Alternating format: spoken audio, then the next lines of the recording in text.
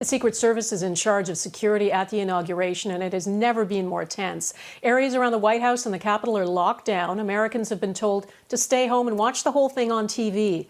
The FBI has been vetting the thousands of National Guard troops brought in from across the country.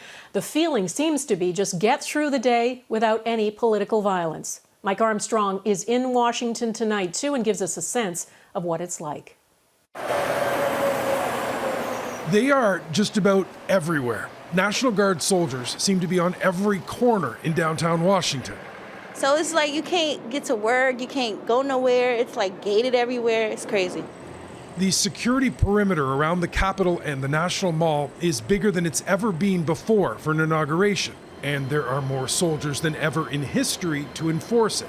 There are 25,000 National Guard this year, more than 3 times as many compared to Donald Trump's inauguration 4 years ago, only 8,000. This feels different. Since the pandemic, it's always been like kind of empty, but now it's very sad.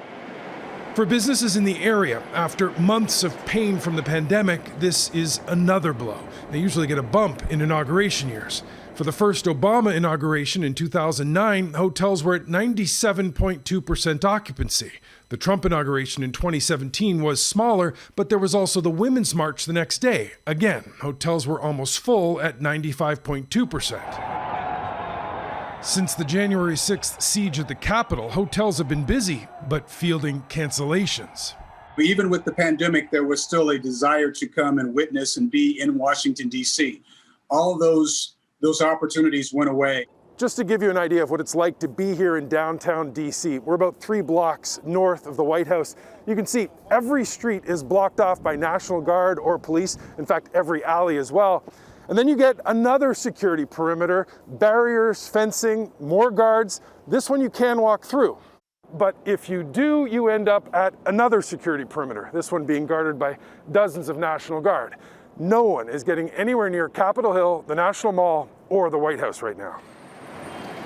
One question now is how long this extra security lasts. DC's mayor says she hopes things loosen up after the inauguration, but that she understands that may take a while. The soldiers, who've been sent in from every state in the country, are still waiting to find out when they'll head home. Don't know. We came a week early. We're here for this week, and then we have no plans to go home yet. Now, it will take a while for life here to return to even a semblance of normality. Most businesses downtown have shut down, boarded up, and basically said, call me when it's over. Mike Armstrong, Global News, Washington.